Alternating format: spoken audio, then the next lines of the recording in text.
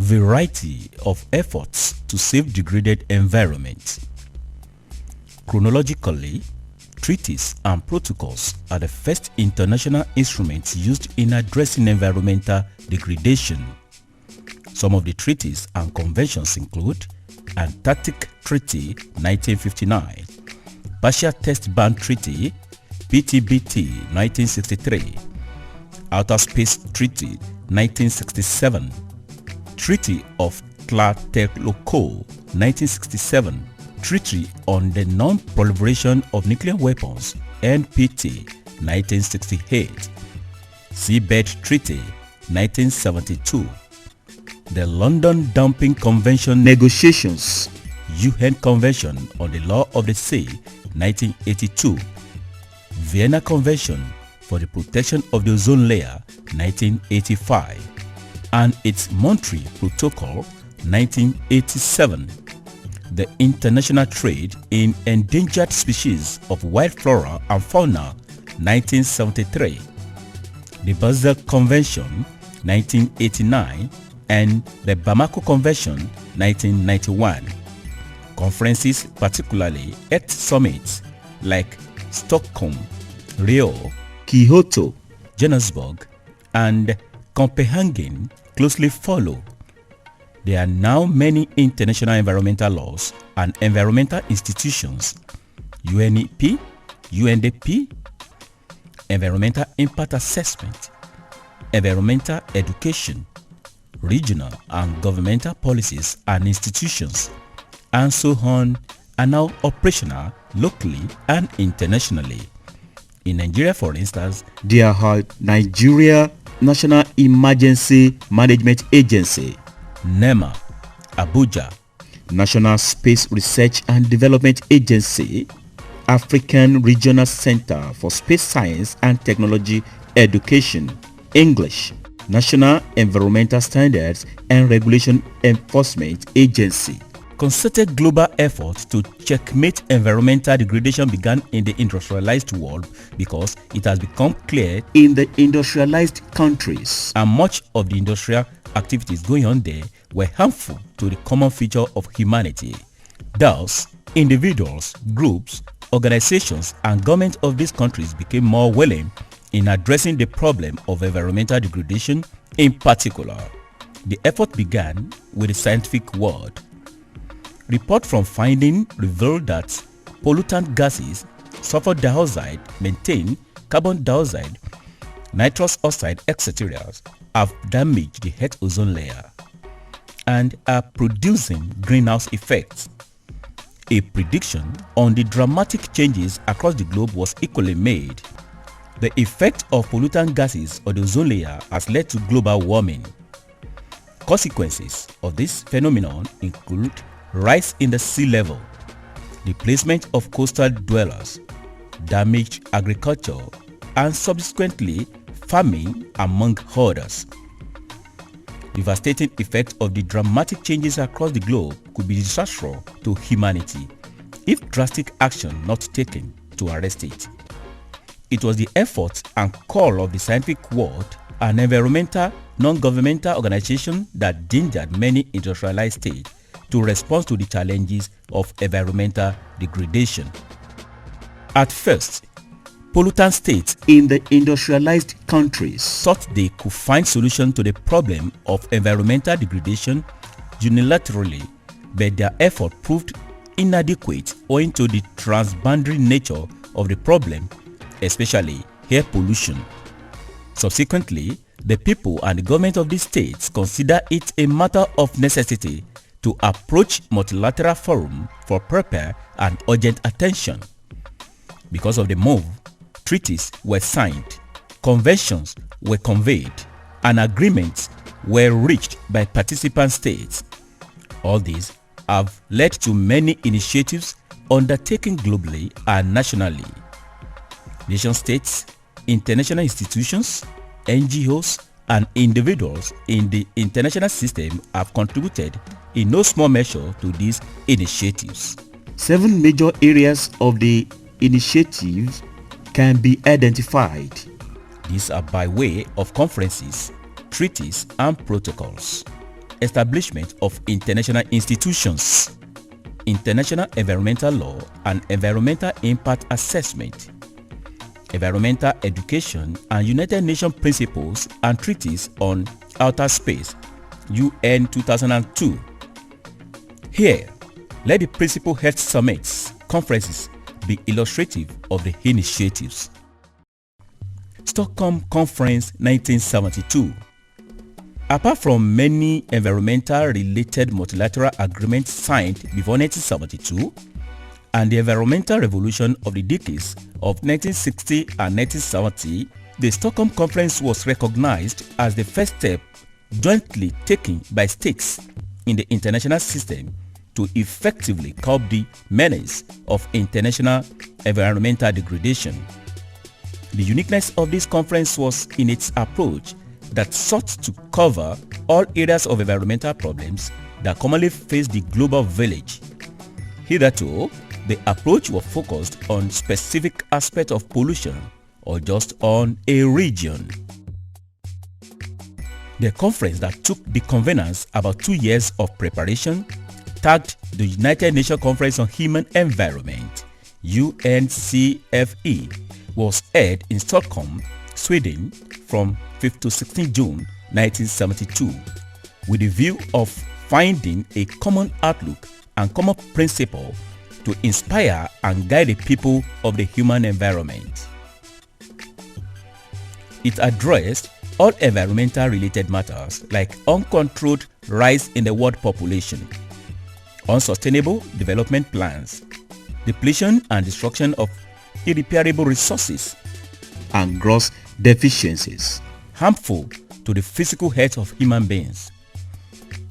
At the end, Stockholm Conference adopted some non-binding instruments, namely a declaration of 26 principles concerning the environment and development, an action plan for the human environment, which eventually gave birth to the United Nations Environmental Programme, UNEP, in 1973.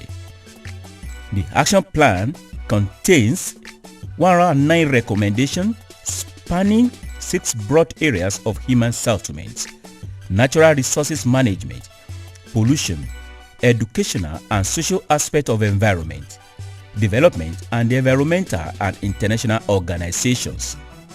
The conference affirmed the rights of the sovereignty of states over their national resources and their rights to development.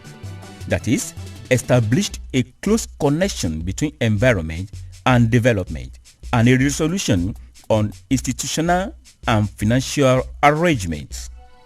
The conference called attention of the international community to determine limits on the use and abuse of global commons.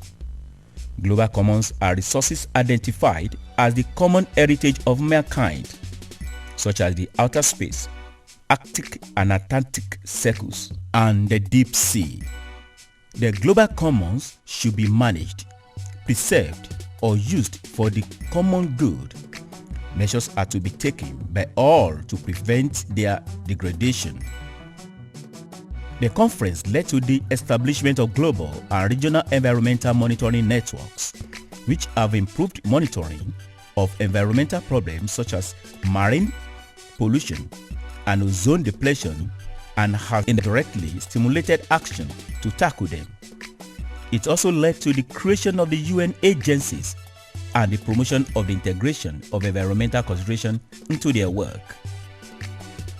Rio Conference of 1992. The United Nations Conference in Environment and Development, UNCED, Rio Conference of 1992, began on 3rd of June 1992 in Rio de Janeiro, Brazil, 20 years after the Stockholm Conference. Government officials from 178 countries and between 20,000 and 30,000 individuals from governments, NGOs, and the media participated in this event to discuss solutions for global problems. Some of such problems are poverty and the growing gap between industrialized and developing countries, and how to renew the global environmental system through the introduction of the paradigm of sustainable development. This global forum was necessary because 20 years after the first Earth Summit, Stockholm 1972, many emerging issues have come to the fore, while others remain poignant. The 1972 summit took place in the shadow of the Cold War, rivalry between the East and West blocs and their obsessed nuclear arms race. However, after 1972, the world political arena had altered dramatically.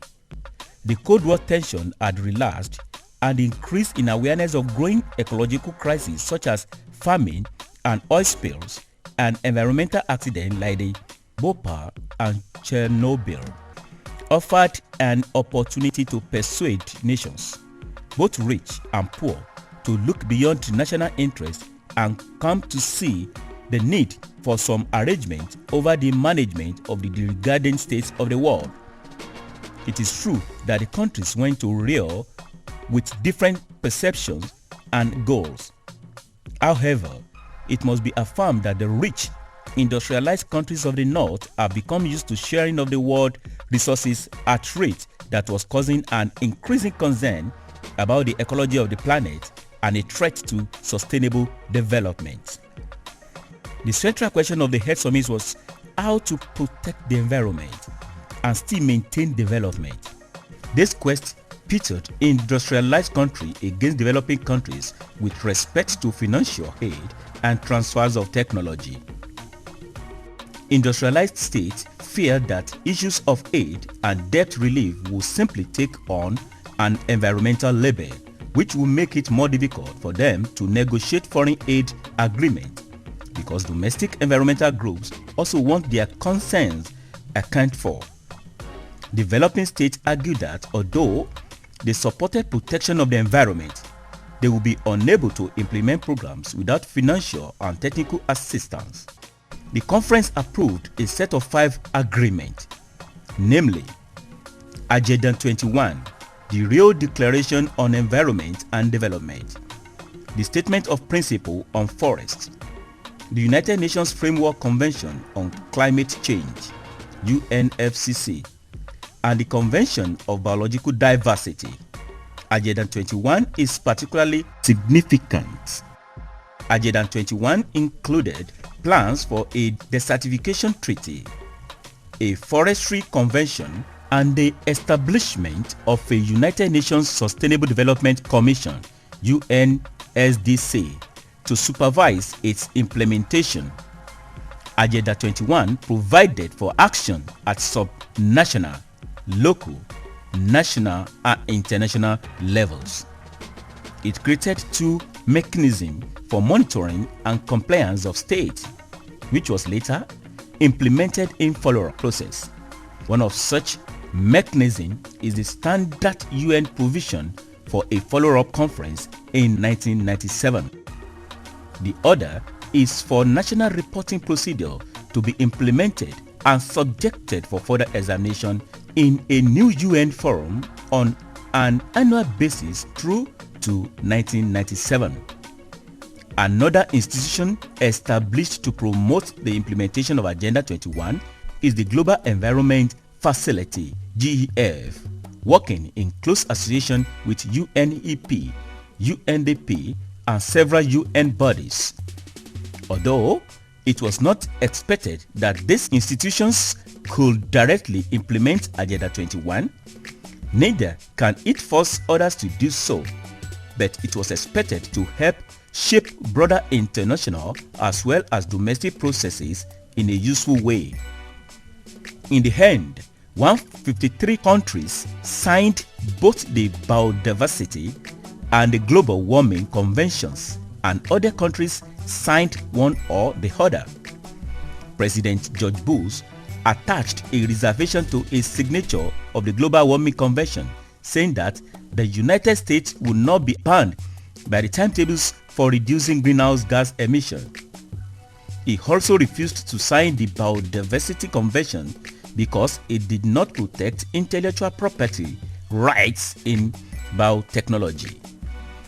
However, President Bill Clinton marked the annual Earth Day, April 21, by signing the biodiversity part and residing the U.S. reservation to the timetables in the Global Warming Convention.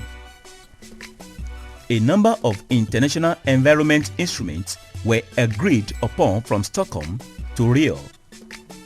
These agreements covered a wide range of issues of both a general and specific nature, as well as being global, regional, and bilateral in their application. Examples of these agreements are the 1979 Geneva Convention on Long-Range Transboundary Air Pollution, the 1973 Convention for the Prevention of Pollution from Ships as modified by the 1978 Protocol, the 1973 Convention on International Trade in Endangered Species of Wild Fauna and Flora (CITES), the 1989 Basel Convention on the Control of Transboundary Movement of Hazardous Waste and their Disposal, and the 1991 ESPO Convention on Environmental Impact Assessment in a Transboundary Context. United Nations Summit 2, 2002 in Johannesburg. In welcoming delegates to this conference, President Thabo Mbeki urged world leaders to return from the summit with a conviction to undo the damage we have caused. The conference sought to help developing countries undergo industrialization without harming the environment. In the progression, it pits the interests of poorer developing countries against those of richer industrialized nations. Most developing countries cannot afford to build an environmentally sound industrial base, while industrialized countries are unwilling to absorb the entire cost of environment reforms. The conference therefore called for broad measures to alleviate poverty and protect the environment. The United Nations Summit 2, 2002 in Johannesburg is about environment and development issue in public arena, and the leaders at the conference committed themselves to 1. Building a human, equitable, and caring global society. 2. A collective responsibility to advance and strengthen the interdependent and mutually reinforcing pillars of sustainable development, as in economics, social development, and environmental protection at the local, national, regional, global levels. And lastly, common resolve to produce a practical and visible plan that should bring about poverty eradication and human development. Unlike the 1997 review of progress in advance of the summit, this was different. The 2002 summit hoped that people who arrive at the summit ready to identify steps to take critical and more problematic area forward. Donor governments had been requested to further support developing countries' participation in the process. The purpose of the UN Summit in 2002 is to provide an opportunity to strengthen the global communities on sustainable development. This includes ratification of agreements such as Kyoto and Rio safety protocols, along with other outstanding agreements such as persistent organic pollutant and migratory and straddling fish stocks. Under the Kyoto Protocol, an amendment to UNFCCC, industrialized nations that ratified the treaty were required to cut down their emission of greenhouse gas by an average of 5% below 1990 levels. This reduction is to be achieved no later than 2012, and commitment to start achieving the target started in 2008. Developing countries are not required to commit to mandatory reduction of emission. Under the Kyoto Protocol, industrialized nations are expected to take the first step because they are responsible for most emissions to date and have more resources to devote to emission reduction efforts. In concrete terms, United States pledged to invest $970 million over the next 3 years on water sanitation projects and $43 million on sustainable energy projects in developing countries in 2003 and $2.3 billion through 2003 on health programs. It pledged $90 million for sustainable agricultural program in 2004 and a further commitment to spend $53 million on forests in 2003 to 2005. The European Union made similar financial commitments on water, sanitation, energy and health projects in the states of the South. Norway pledged an additional $50 million towards following the Johannesburg commitment. The United Kingdom announced it was doubling its assistance to Africa by £1 billion a year and raising its overall assistance for all countries by 50%. The EU announced that it will increase its development assistance with more than £22 billion until 2006 and more than £9 billion annually from 2006 onwards. Germany announced the contribution of £500 million over the next 5 years to promote cooperation on renewable energy. Canada announced that as of 1st of January 2003, it will eliminate tariff and quotas on almost all products from the least developed countries and that by 2010, it will double development assistance. Japan announced that it will provide at least 250 billion yen in education assistance over a 5-year period. Ireland announced that it has allocated £8 million in emergency funding in response to humanitarian needs of African region.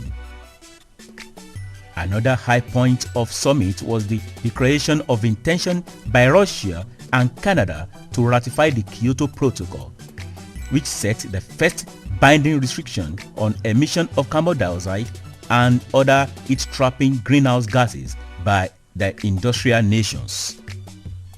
By way of summary, and essentially the United Nations Earth Summit 2002 reaffirmed Agenda 21 of the Rio Declaration of 1992. It also acknowledged that a first link existed between the North and the South. The linkage is poverty and underdevelopment and threatens prosperity for all peoples. The conference therefore called for measures to alleviate poverty and protect the environment. Leaders at the conference committed themselves to the building of humane, equitable, and caring global society. This implies a collective responsibility to advance and strengthen the interdependent and mutual reinforcing pillars for sustainable development, economics, social development, and environmental protection at local, national, and global levels. The leaders also expressed a common resolve to produce a practical and visible plan that should bring about poverty eradication and human development. At the United Nations Earth Summit 2002, after a whole lot of arguments, discussions, and promises made by the great powers, the following resolutions were made. 1. There was a recalling of Rio Declaration on Environment and Development, especially Agenda 21 and the program for further implementation of Agenda 21. Having considered the report of the World Summit on Sustainable Development held in Johannesburg, South Africa, from 26th August to 4th September 2002, reaffirming in this regard the commitment, the internationally agreed development goals, including those contained in the United Nations Millennium Declaration and in the outcome of major United Nations conferences and the international agreement since 1992. 2. Reaffirming the need to ensure a balance between economic development, social development, and environmental protection as interdependent and mutual reinforcing pillars of sustainable development. The ratification of Kyoto Protocol by Russia and Canada. 3. The eradication of poverty by changing sustainable patterns of production and consumption. and protecting and managing the natural resources base of economic and social development over achieving objectives of essential requirement for sustainable development. Likewise, recognizing that good governance within each country and at the international level is essential for sustainable development. Noting with interest the partnership initiatives voluntarily undertaken by some government, international organizations, and major groups announced at the summit. 4. Endorsement of Johannesburg Declaration on Sustainable Development and the Johannesburg Plan of Implementation made the United Nations adopt sustainable development as a key element of the overarching framework for United Nations activities, in particular for achieving the internationally agreed development goals, including those contained in the United Nations Millennium Declaration, and to give overall political direction to the implementation of Agenda 21 and its review. 5. Energy and sanitation issues were critical elements of the negotiation and outcomes to a greater degree than in previous international meetings on sustainable development. 6. African and the New Partnership for African Development, NEPAD, were identified for special attention and support by the international community to better focus effort to address development needs of Africa. The view of civil society was given prominence at the summit in recognition of the key role of civil society in implementing the outcomes and promoting partnership initiatives. Over 8,000 civil society participants attended the summit, reinforced by the parallel event which included major groups such as NGOs, women, indigenous people, youth, farmers, trade unions, business leaders, the scientific and technological community, and local authority, as well as chief justice from various countries. 7. The support for establishment of a World Solidarity Fund for the eradication of poverty was a positive step forward. The understanding of sustainable development was broadened and strengthened as a result of the summit, particularly the important linkages between poverty, the environment, and the use of natural resources. Lastly, the summit also reaffirmed sustainable development as a central element of the international agenda and gave new impetus to globalization to fight poverty and protect the environment. Copenhagen Climate Change Conference, COP15. The United Nations Climate Change Conference in Copenhagen, Denmark, took place from 7th to 19th December 2009. It included the 15th Conference of the Parties, COP15, to the United Nations Framework Convention on Climate Change, UNFCCC, and the 5th Conference of the Parties, serving as the meeting of the parties to the Kyoto Protocol, were held in conjunction with the 31st sessions of the Subsidiary Body for Scientific and Technological Advice and the Subsidiary Body for Implementation. Others include the tensions session of the ad hoc working group on further commitment for Annex 1, parties under the Kyoto Protocol, and the 8th session of the ad hoc working group on long-term cooperative action under the UNFCCC. The Copenhagen Conference marked the culminating of a 2-year negotiating process to enhance international climate change cooperation under the Bali Roadmap, launched by COP13 in December 2003. Close to 1,015 world leaders attended the joint COP and COP/MOP high-level segment from 16 to 18 December, marking one of the largest gatherings of world leaders outside New York. The conference was subject to unprecedented public and media attention, and more than 40,000 people representing government, non-governmental organizations, intergovernmental organizations, faith-based organizations, media, and UNGCs applied for accreditation at the conference. Many hoped that the Copenhagen Climate Conference would be able to seal the deal and result in a fair, ambitious and equitable agreement, setting the world towards a path to avoid dangerous climate change. To this end, what many characterized as intense negotiations took place over the 2 weeks at the level of experts, ministers, and heads of state. However, it was not without controversy. Questions concerning transparency and process played out during the meeting. Differences emerged, inter alia, on whether work should be carried out in a smaller Friends of the Chair format, as well as on proposal by the Danish COP presidency to table 2 texts reflecting the work done by the AWJs. Many parties rejected this idea, urging that only text developed in the AWGs should be used. During the high-level segment, informal negotiation took place in a group consisting of major economics and representatives of regional groups. Late on Friday evening, these talks resulted in political agreement entitled the Copenhagen Accord, which was not based on the texts developed by either of the AWGs. Details of the agreement were widely reported to the media before the COP closing plenary. While most reports highlighted that heads of states had been able to seal the deal, almost everyone participating in the negotiation openly admitted that it was far from a perfect agreement.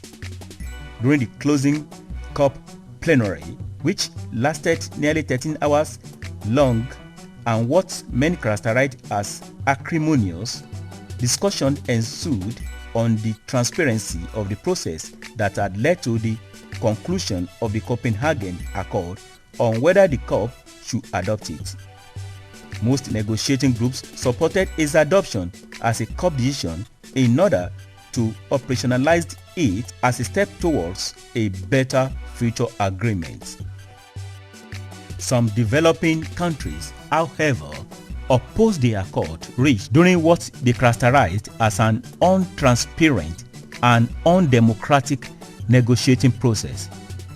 During informal negotiation facilitated by UN Secretary General Ban Ki-moon, during the night and early morning, parties agreed to adopt a COP decision whereby the COP takes note of the Copenhagen Accord. Observations in respect of Copenhagen Conference Summit on Climate Change, COP15. The main outcome of Copenhagen Conference is the Copenhagen Accord, which was taken note by the conference of the parties to the UNFCCC. The observations of the conference consist of 1. The accord was negotiated between 27 heads of state and government responsible for more than 80% of the global carbon dioxide emissions and representing all major regional groups. 2. The accord is far from meeting the objectives set in the European Parliament resolution adopted 25 November 2009. 3. The accord is not legally binding and does not explicitly foresee the conclusion of a legally binding agreement in 2010. 4. The accord does not set global mid-term or long-term reduction targets, nor states when the global emission will need to peak. 5. The voluntary reduction commitment pledges that are announced by parties to the accord do not add up to what is required by science in order to stay within second-degree objective, whereas pledges from all industrialized countries apart from Japan and Norway are inadequate. An EU target is falling far behind, whereas some developing countries like Brazil and Mexico have committed to relatively more ambitious measures. 6. The accord recognizes the need to limit global temperatures rising no more than second degree and includes a reference to exploring pathways to remain below a 1.5 degrees Celsius global temperature increase. 7. The accord found an agreement regarding measuring, reporting and verification of developing country mitigation action through national communications, which will be subject to international consultations and analysis under clearly defined guidelines still to be defined that would be need ensure that sovereignty is respected. 8. The accord provides the basis for significant financing for climate action in a balanced manner, both for mitigation and adaptation, including fast start funding, $30 billion for 2010 to 2012, and long-term finance, $100 billion per year in 2020, and for the establishment of institutional structures for managing this financing, including a Copenhagen Green Fund and a high-level panel. 9. Much of the money promised so far for climate efforts in developing countries is diverting official development assistance (ODA) fund from development assistance, therefore posing a serious threat to poverty reduction and the attainment of the Millennium Development Goals (MDGs). 10. The accord provides the basis for setting up a mechanism for reducing emissions from deforestation and forest degradation and enhancing removals of greenhouse gas emission by forests. The establishment of a technology mechanism to accelerate technology development and transfer, and contains a reference to the role of markets to enhance the cost effectiveness of mitigation actions. Whereas effective implementation of such mechanisms require agreement in the UNFCCC framework. 11. The Conference of Parties extending the mandates of the ad hoc working groups under Kyoto Protocol and the Framework Convention, Long-Term Cooperative Action, until COP16 in Cancun, Mexico in December 2010. Whereas many countries, including the basic countries, have expressed their commitment to this process way ahead Copenhagen. 12. Expresses its profound disappointment at the failure to reach a global comprehensive post-2012 climate agreement in Copenhagen, putting the aim of averting dangerous climate change at risk and raising the cost of climate action. 13. Considers that delay in finding international agreement is not a justification to postpone further EU policies to achieve reductions that are known to be necessary based on science. Calls therefore for EU to step up its domestic reduction target to 30% and to clarify the condition for moving to a 40% reduction target. Call for the EU to achieve this target during energy savings and renewable energy sources, and to refuse false solutions such as nuclear energy and so-called clean coal. Call for an ambitious and binding energy savings target to be agreed as soon as possible. 14. Regrets that the EU was not able, through specific commitment to international public finance for climate efforts in developing countries at an earlier stage, to build confidence in the negotiations in order to make further progress under the ad hoc working groups. 15.